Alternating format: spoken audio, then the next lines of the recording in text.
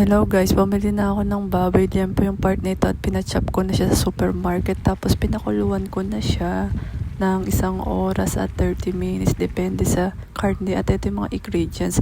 Oyster sauce, soy sauce, mantika, and then the salt, magic sarap, black pepper na powder, at yung lalagyanan ng karne, at yung asukal optional lang. And then, after kong pinakuluan ng karne, ayan, dinagyan ko ng mga seasoning at ayan, natuyo na ang sabaw. Tapos, lalagyan ko na gigisa ko na ang bawang sibuyas. First of all, a little bit of oil. And then, bawang. Ginisa-gisa ko pa siya, mag-golden brown. And then, the sibuyas. Ayan, kapag na-absorb na yung isa't isa, lalagay ko na ang baboy. Tapos hihintayin ko lang siya mag golden brown para malambot siya at to balance the taste. Tapos sinagyan ko siya ng oyster sauce. And then sinagyan ko na siya ng a little bit of water para to balance the taste at lumambot siya lalo. At inagyan ko siya a little bit of soy sauce.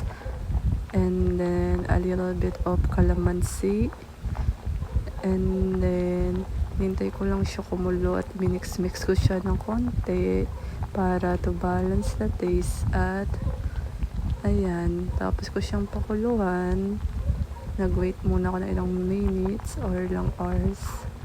Mabilis lang yan. Tapos lagyan ko siya a little bit of asukal to balance the taste para hindi maalat at hindi maasim. Linagyan ko na ng black pepper, depende sa dami. Ako gusto kasi madaming black pepper to balance the taste. Tapos magic sarap, optional lang yan.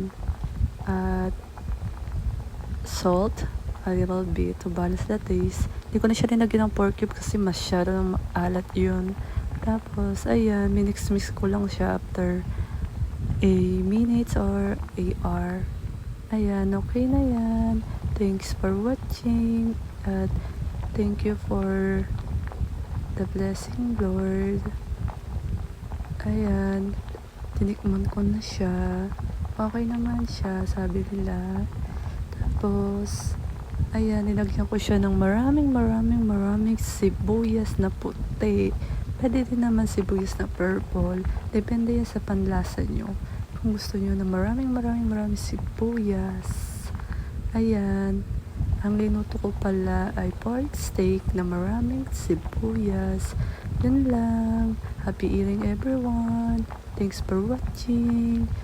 And let's go. Don't forget to support all my channels. Bye!